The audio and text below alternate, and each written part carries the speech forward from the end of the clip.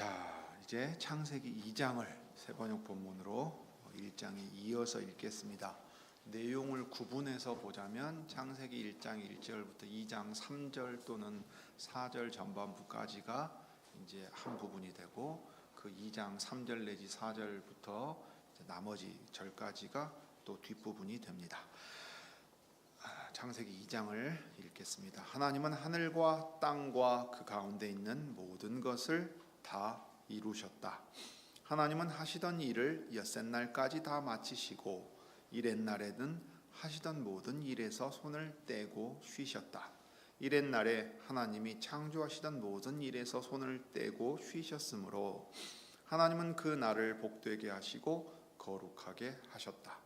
하늘과 땅을 창조하실 때의 일은 이러하였다. 주 하나님이 땅과 하늘을 만드실 때에 주 하나님이 땅 위에 비를 내리지 않으셨고 땅을 갈 사람도 아직 없었으므로 땅에는 나무가 없고 들에는 풀 한 포기도 아직 돋아나지 않았다. 땅에서 물이 솟아나서 온 땅을 적셨다. 주 하나님이 땅의 흙으로 사람을 지으시고 그의 코에 생명의 기운을 불어 넣으시니 사람이 생명체가 되었다.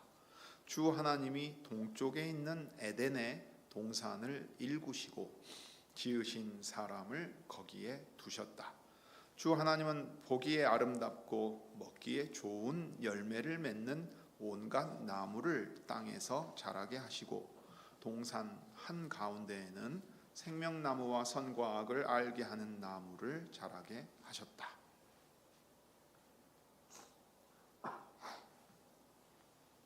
강 하나가 에덴에서 흘러나와서 동산을 적시고 에덴을 지나서는 네 줄 길로 갈라져서 네 강을 이루었다.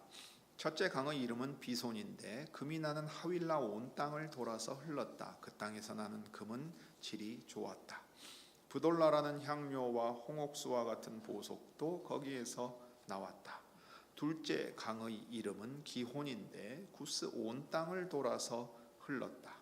셋째 강의 이름은 티그리스인데 아시리아의 동쪽으로 흘렀다. 넷째 강은 유프라테스이다.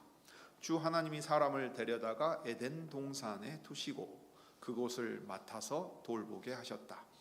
주 하나님이 사람에게 명하셨다. 동산에 있는 모든 나무의 열매는 내가 먹고 싶은 대로 먹어라. 그러나 선과 악을 알게 하는 나무의 열매만은 먹어서는 안 된다. 그것을 먹는 날에는 너는 반드시 죽는다. 주 하나님이 말씀하셨다.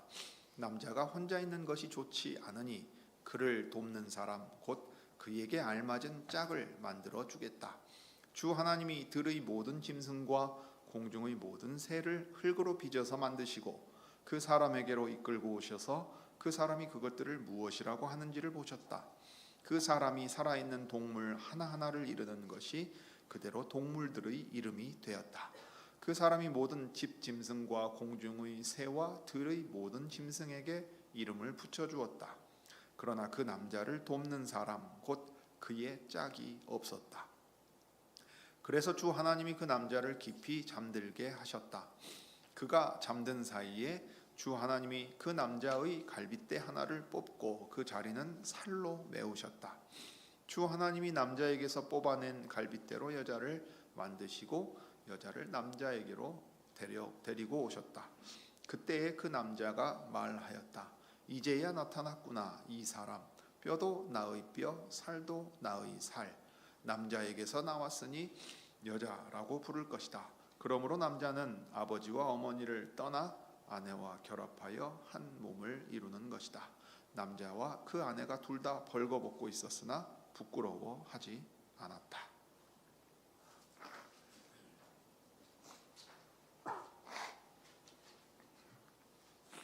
자, 사랑하는 교우 여러분, 우리가 사도행전을 계속해서 보고 있는데 잠깐 멈추고 이제 성경의 큰 이야기를 창세기에서부터 살펴보려고 합니다. 먼저는 창조의 이야기입니다. 하나님께서 하늘들과 땅과 거기에 있는 모든 것을 만드시는 이야기가 창세기 1장과 2장에 나옵니다. 특별히 1장 1절부터 2장 3절까지는 이제 7일 동안 창조의 일을 모두 마치시고 안식하심으로써 그 일곱째 날을 복주시고 거룩하게 하셔서 일곱째 날이 계속되게 하신 것을 우리가 이제 보게 됩니다. 그러면 이 6일 동안 창조의 일을 하시고 일곱째 날을 거룩하게 하시고 복주셔서 쉬게 하신 것이 무슨 뜻이 있겠는가를 쭉 간결하게 생각해 보도록 하겠습니다. 그런 다음에 2장에 이제 2장 4절부터 끝까지의 내용은 사람을 창조하신데 그 초점이 맞춰져 있습니다. 두 개의 창조 이야기가 있는 게 아니라 한 창조에서 이제 강조점을 2장에 가면 인간에게 좁혀서 보여주고 있습니다. 그러면 이 사람을 창조하신 목적과 사람이 받은 사명은 무엇인가? 어떻게 해야 그 사명을 수행할 수 있는가 하는 것을 생각하겠습니다. 이것을 생각하면 사실 창조 이야기는 우리에게 아주 단 한 가지 분명한 사실을 알려줍니다. 자, 이 창조를 행하신 여호와만이 참 신이시고 창조 세계를 다스리시면서 창조하신 목적을 이루어 나가게 하시는 왕이시다 하는 거예요. 그러니까 성경 제일 처음에 하나님에 대해서 우리에게 알려주는 것은 창조주 하나님이 우리의 왕이시다. 이것을 기억하고 이 내용을 보면 좋겠습니다. 자, 먼저 1장의 내용을 보시지요. 6일 동안 창조하실 때에 첫째 날부터 셋째 날까지의 내용은 빛을 어둠과 구별되게 하시고 이제 어떤 준비들을 행하시는 것을 볼 수 있습니다. 1장 1절에 태초에 하나님께서 하늘들과 땅을 만드셨다 했어요.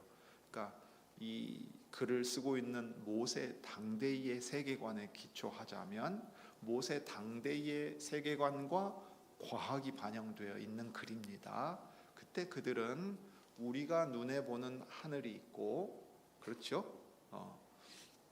이 전에는 궁창이라고 번역한 어떤 공간이 있는 겁니다. 공간이 있고 위에 하늘이 있고 그 위에 또 하늘이 있다. 하늘 위에 하늘이 있다고 했어요. 하나님이 계시는 곳도 하늘이라고 부를 때는 우리가 눈으로 보는 하늘과는 다른 또 구별되는 하늘이죠.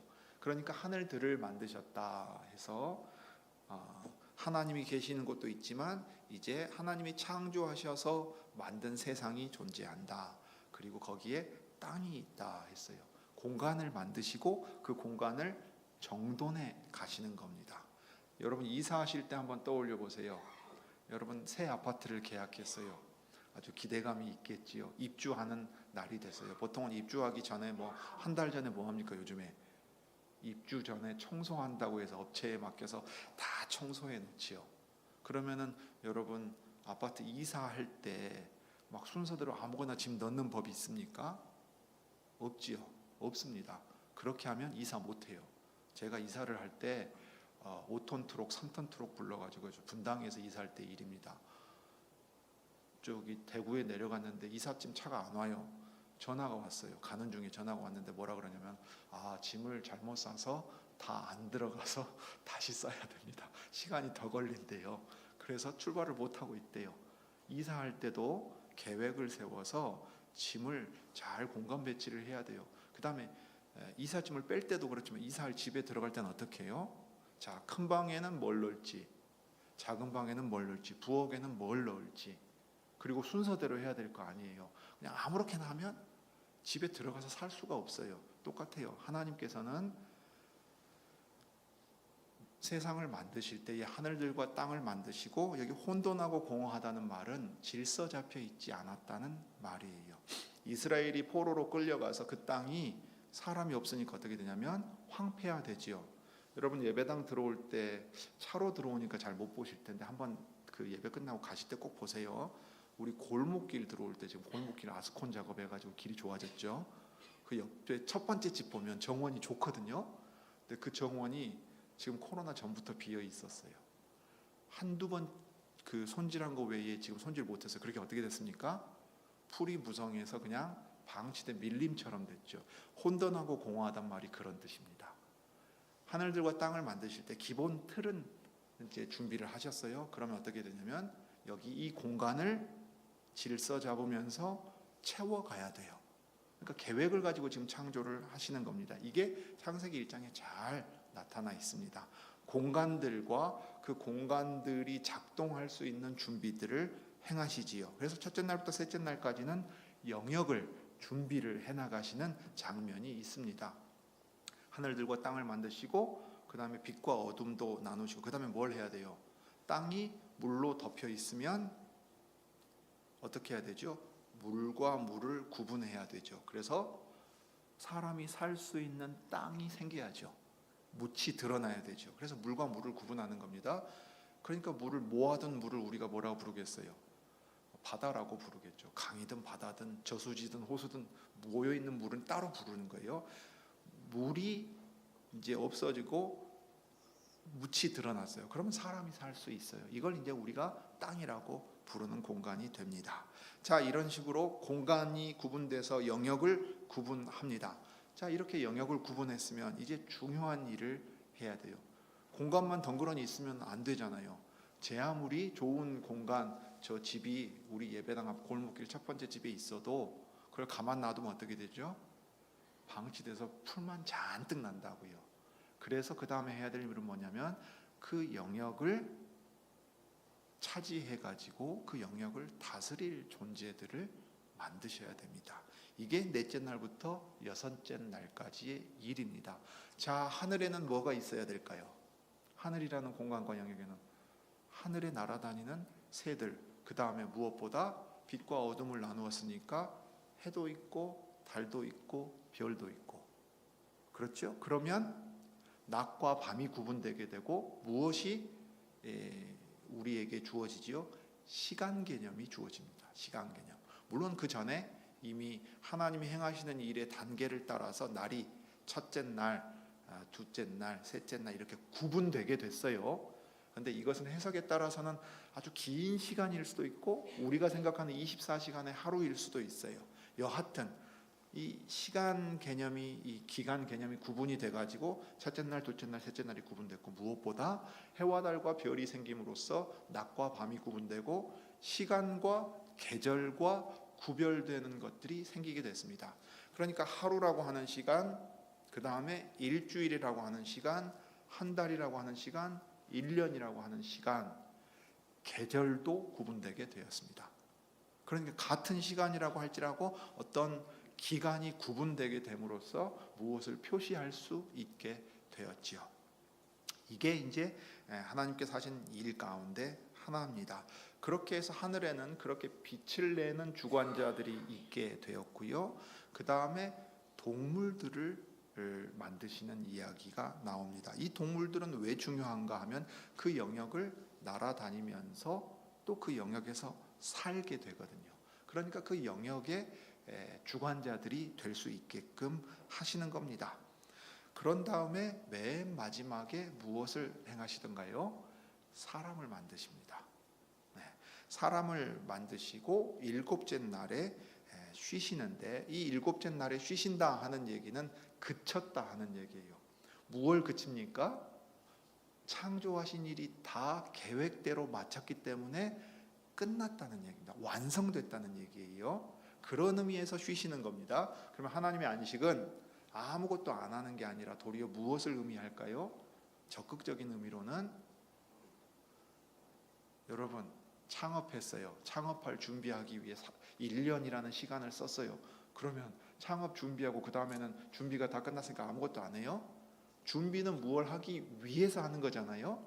창조의 일도 그런 거예요. 그러면 창조의 목적을 따라 세상이 돌아가도록 하시는 게 하나님의 안식입니다. 그 일이 가능하게 하기 위해서 일곱째 날을 거룩하게 하시고 중요한 내용이 있어요. 복 주세요. 창세기 1장에서 복 주신다는 말은 아주 중요한 내용이 붙어 있으니까 꼭 기억해 두셔야 합니다. 자, 그럴 때 사람을 만드신 이야기가 제일 나중에 나옵니다. 그러면서 사람으로 하여금 다스리라고 하는 이야기가 나와요. 자, 동물들은 각 영역에서 자기에게 맡겨진 공간을 다스려요. 그렇지만 사람은 무엇을 다스리게 하셨습니까? 땅과 거기 있는 모든 걸 다스리게 해요. 사실 창조하신 세상을 다스리도록 하나님께서 맡기신 사람 존재가 누구냐면 바로 사람입니다. 그래서 어떤 이들은 창조의 면류관이다, 인간이 창조의 면류관이다 하고 이야기하기도 했습니다.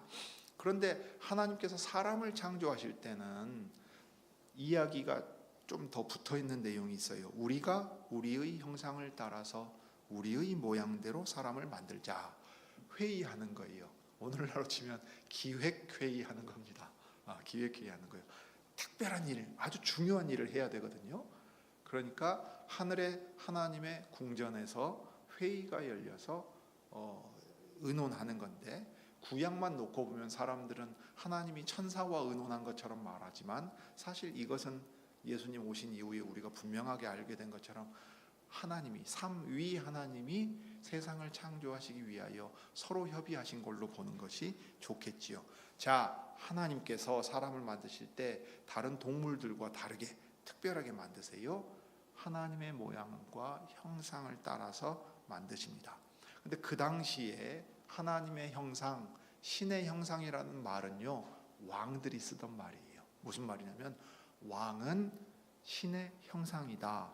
그러니 너희는 눈에 보이는 신에게 복종해라 하고 통치를 정당화시키는 논리였다고요. 그런데 놀랍게도 창세기에서 말하는 신의 형상은 누구예요? 창조 세계를 하나님의 뜻대로 다스리라고 맡긴 사람이다 하고 말 들려줍니다. 근데 그 다음에 더 놀라운 얘기가 나와요. 여러분, 여성이 참정권, 정치에 참여해서 투표할 수 있는 권리를 가진 게 얼마나 됐다고 생각하십니까? 역사를 공부하면 얼마 안 됐어요. 흑인이 같은 인간으로 대우받은 게 얼마나 됐다고 생각하십니까? 얼마 안 됐어요. 마틴 루터 킹 주니어의 이 시민권 운동, 시빌 라이츠 무브먼트라고 하는 거, 이 민권 운동이라고 부르는 거 얼마 안 된 얘기입니다.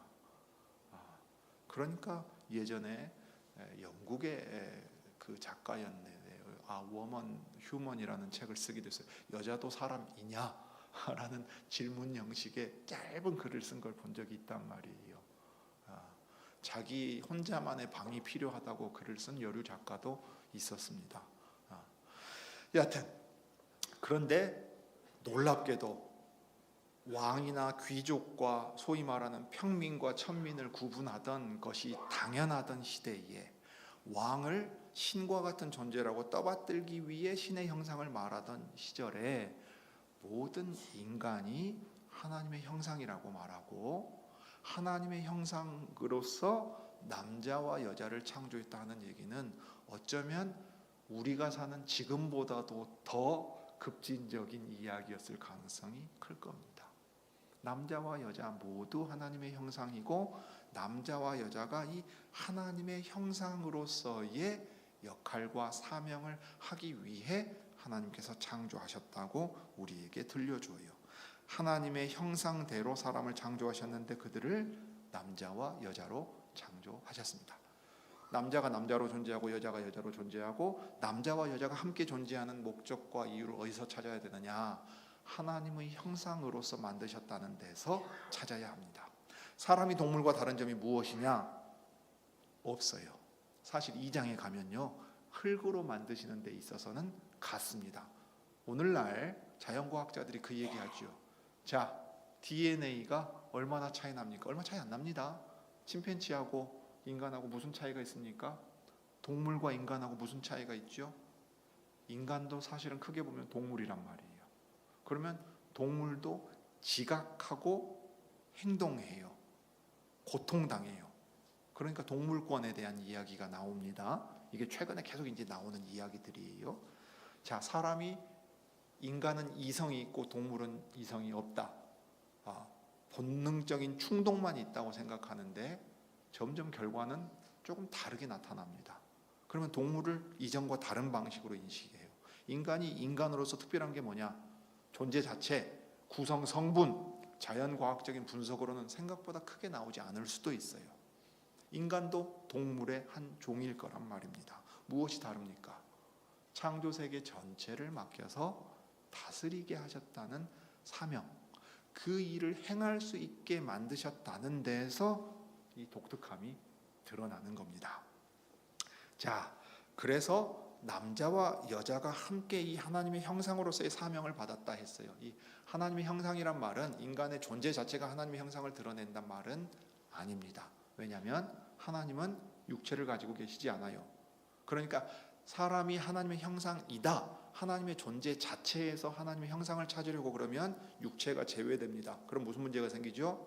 육체는 영혼보다 못한 게 돼요. 이 해석이 기독교 역사에서 너무 뿌리 깊이 박혀 있습니다. 그러나 그렇지 않습니다. 여기 히브리어 본문은 하나님의 형상으로서 창조하셨다고 말해요. 전치사가 붙어 있습니다. 무슨 말이냐면 이 신분, 자격, 그래서 사명이라는 거예요. 하나님의 형상의 역할을 할 존재로 만드셨다는 겁니다. 그러니까 인간의 존재 자체에서 하나님의 흔적을 찾으려고 하면 안 돼요. 하나님이 맡겨주신 사명과 직분에서 그것을 찾아야 합니다. 그런데 이 일을 이루어가게 하기 위해서 하나님께서는 복을 주십니다. 잘 보시면 저 뒤에 퉁퉁 두드리는 힘세진 민혁이도 잘 들어요. 사람이 무엇이 특별하냐? 하나님께서 복 주신 존재라는 데 있어서도 특별해요. 그런데 이것은 사람만 복 받은 게 아닙니다.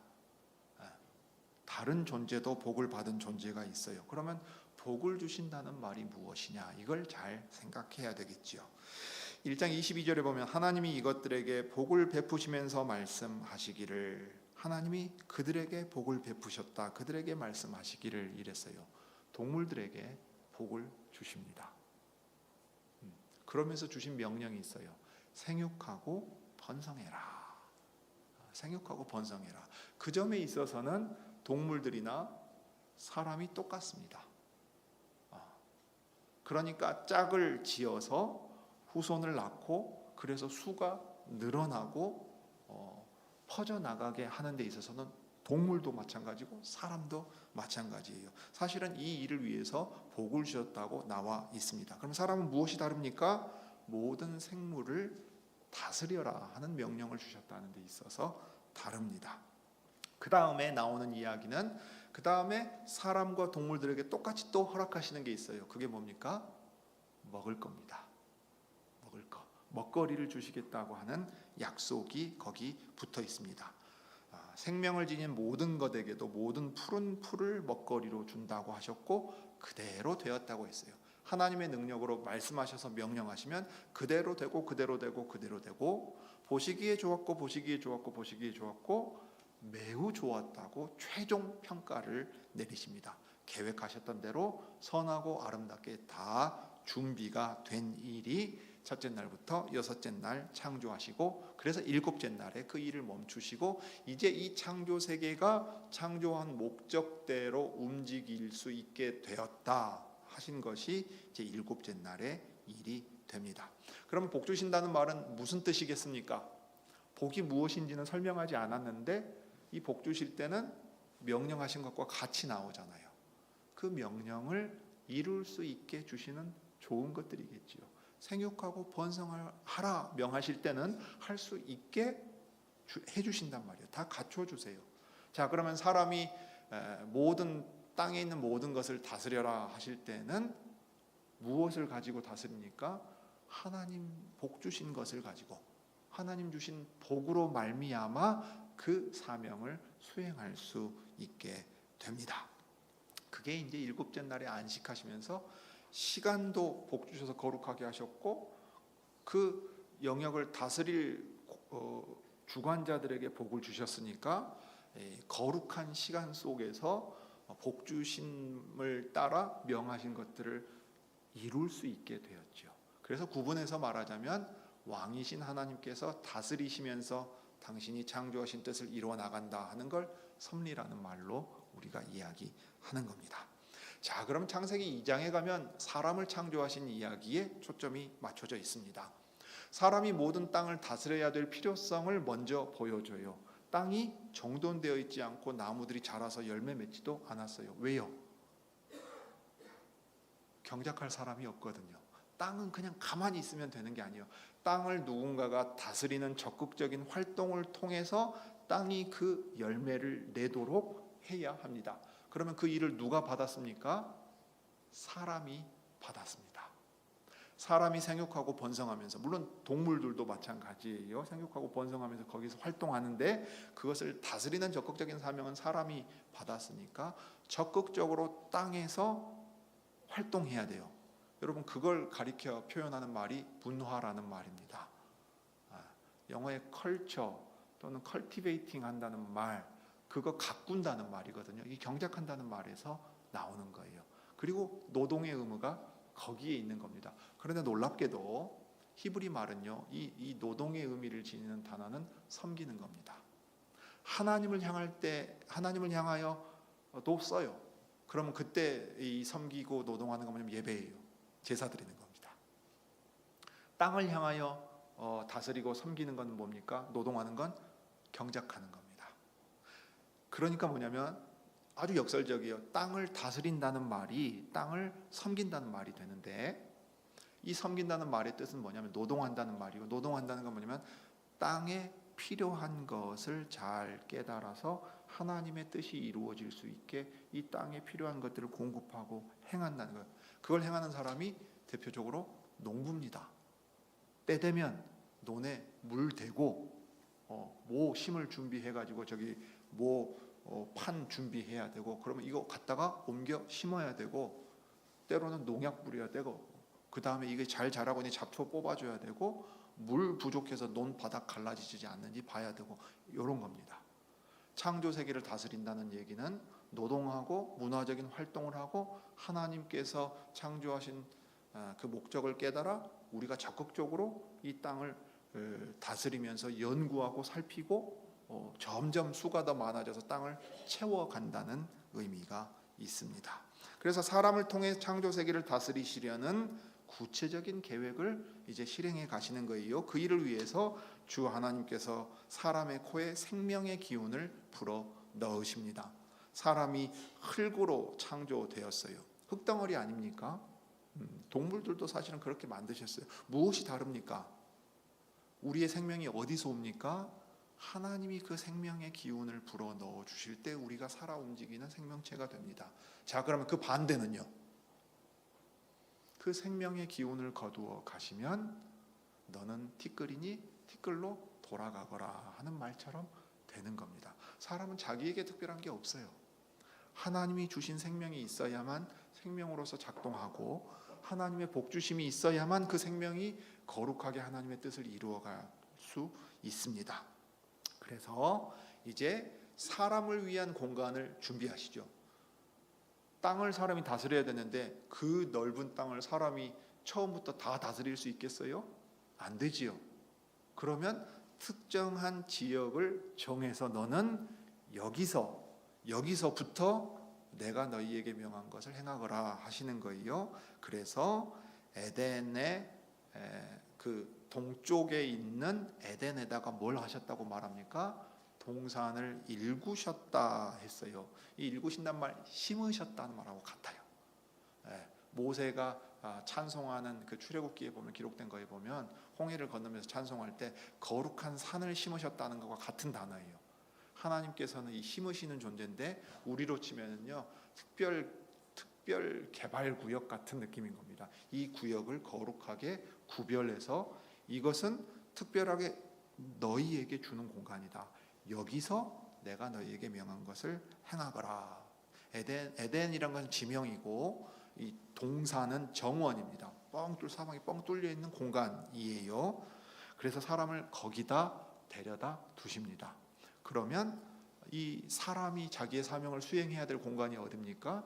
다스려야 될 공간, 에덴에 있는 이 자기에게 허락하신 정원입니다. 그리고 거기에 하나님께서 먹거리를 나게 하시는데 먹기에도 좋고 보기에도 아름다운 것을 주세요. 그러니까 배만 채우면 되는 게 아니라 심미적인 필요라고 하는 것, 취향의 영역은 하나님께서 허락하신 미적인 이 영역이 됩니다. 창조 때 그렇게 허락을 하세요. 그 가운데 동산 가운데 생명나무와 선과 악을 알게 하는 나무도 자라게 하십니다. 동산 중앙에 있었고요. 다른 모든 것은 먹어도 되는데 그 선과 악을 알게 하는 나무는 먹지 말라 그러셨고, 생명나무는 나무의 이름이 특별하게 붙어 있는 나무입니다. 그리고 생명나무와 선과 악을 알게 하는 나무가 같이 언급됩니다.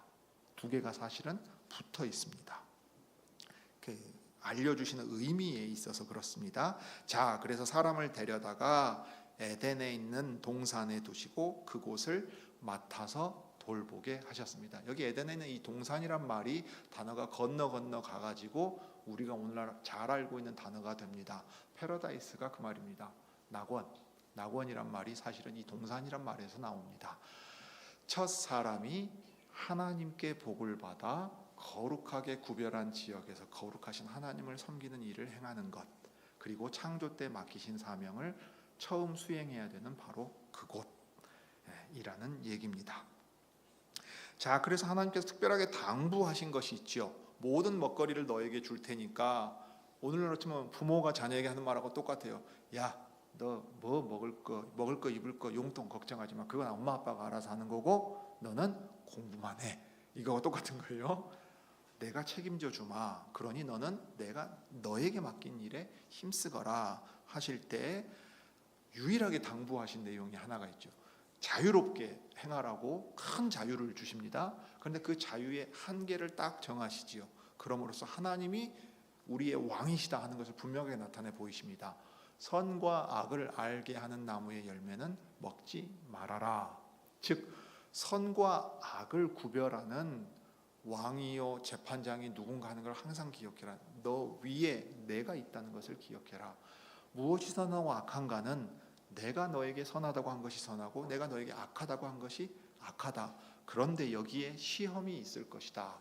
너는 분명히 너 스스로 그것을 결정하고 싶어 할 것이고, 그래서 악한 것을 선하다고 하면서 내 말을 어기려고 하는 시험 가운데 빠져들 수 있다. 그러면 너는 그 생명에서 끊어져서 이제 반드시 죽는다. 선과 악을 알게 하는 나무의 열매를 먹었을 때 선과 악을 아는 게 아니에요. 그 나무가 선과 악이 무엇인지를 보여주고 있는 나무입니다. 하나님이 선과 악을 판단하시는 분이시다. 그러니 너는 악을 행하지 말라 하는 거예요. 악을 택하지 말라는 거예요. 그 얘기는 무슨 뜻이에요? 나를 따라와라는 거예요. 이 생명나무가 선과 악의 지식에 붙어있는 이유가 뭡니까? 선을 행하는 자는 생명나무의 열매를 먹는 것처럼 하나님의 생명에서 떨어지지 않고 계속 누리는 거예요. 그런데 현재의 상태가 어떠했습니까? 생명에서 떨어질 수 있는 가능성이 있었지요. 죽음이 한 가능성으로 하나님이 분명히 말씀하셨어요. 그러면 사람에게 무엇을 기억하라고 하시는 겁니까? 선을 행하고 악을 택하지 않음으로써 생명에 붙어 있어야 된다. 악을 행함으로써 죽음이 너희에게 들어오는 일을 너는 막아야 한다. 지켜야 한다.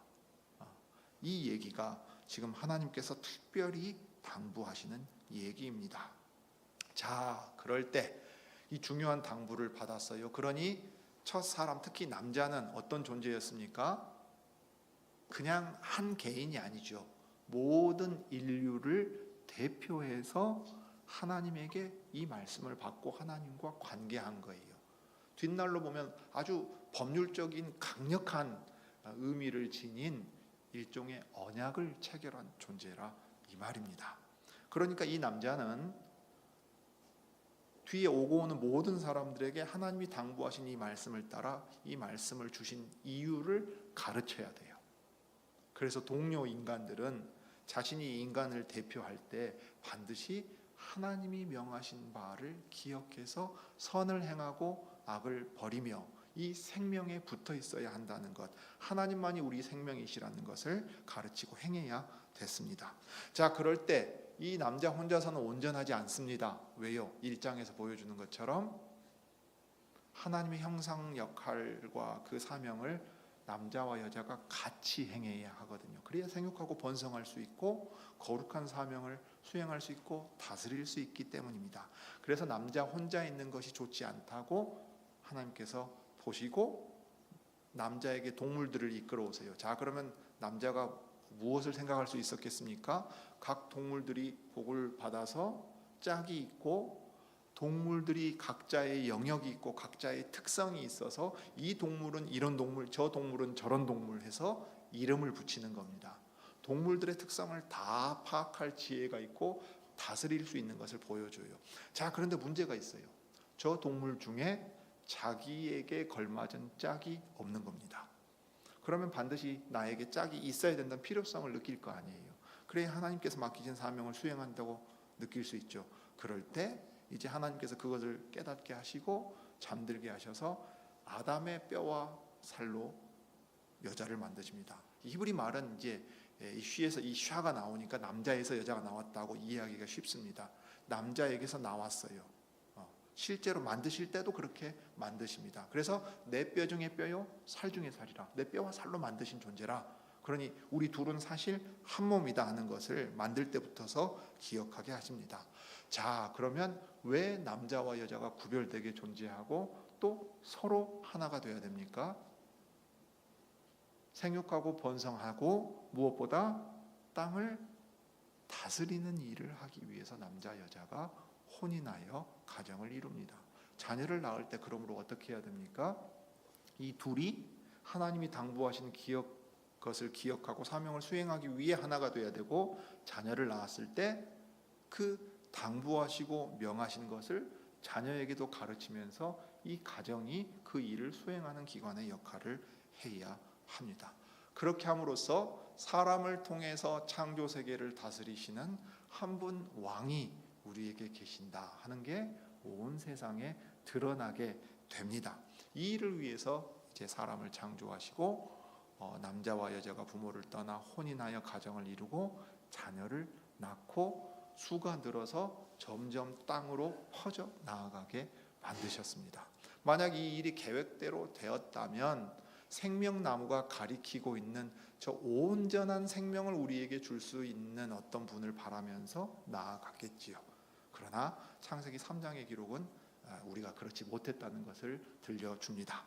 그것은 이제 다음 주에 3장, 4장, 5장의 내용을 크게 쭉 훑어볼 때 살펴보겠고, 타락한 이후에 모세가 창조의 이야기를 하나님께 듣고 이스라엘 백성에게 먼저 들려주었습니다. 자, 그 이야기는 무슨 의미일까요? 그냥 세상 모든 사람에게 내가 너희의 창조주 하나님이다, 내가 이렇게 했다, 확성기로 그냥 다 들려주시면 되잖아요. 그렇게 하지 않고 믿는 백성이 창조의 이야기를 듣게 하십니다. 창조된 백성, 그리스도 안에서 회복된 하나님의 백성이 창조의 뜻과 사명을 바로 깨달아서 그것을 행하며 이것을 증거하라 알려주신 거예요. 자, 그 다음에 생각해야 될 점은 창조 세계는 타락해서 교회와 분리되는 세계가 결코 아닙니다.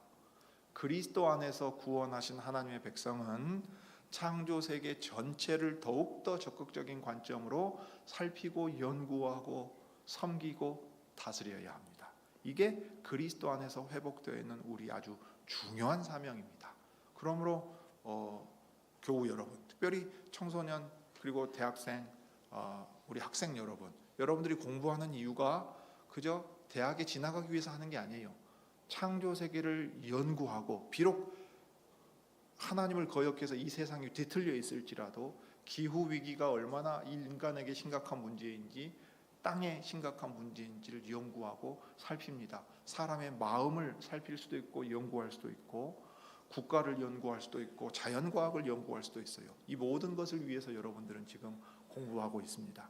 우리나라 교육제도에 문제점이 분명히 있겠죠. 그러나 여러분이 공부하고 직장을 잡고 살아가면서 일하는 무언가는 하나님께서 창조 세계를 다스리라고 명하신 그 일을 행하는 것임을 여러분이 기억할 수 있기를 바랍니다. 자, 오늘은 여기까지 살피고 다음 주에 이어서 또 보시죠. 기도하겠습니다.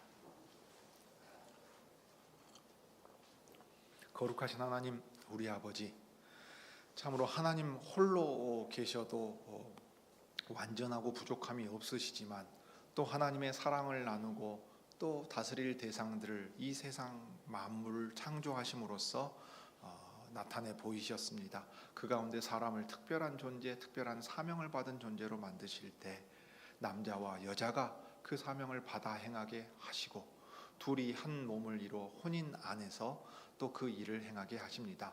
그러므로 우리가 혼인하여 자녀를 낳고 양육하며 또 우리가 하나님의 백성으로서 살아가는 이 모든 일들이 그리스도 안에서 이제 새롭게 하시는 만물을 다스리는 일이 되게 하옵소서. 그때에 이 세상은 눈물 골짜기 같이 믿는 자들에게 괴로움을 주는 곳이기도 하지만 동시에 그리스도 안에서 새롭게 되어야 하고 회복되어야 될 곳인 것도 마찬가지입니다. 그러므로 주님이 보내신 그곳에서 우리가 열심히 또 땀 흘리고 수고하는 가운데 다스리는 일들을 행할 수 있게 저희에게 복 내려 주옵소서. 주 예수님의 이름으로 기도드립니다.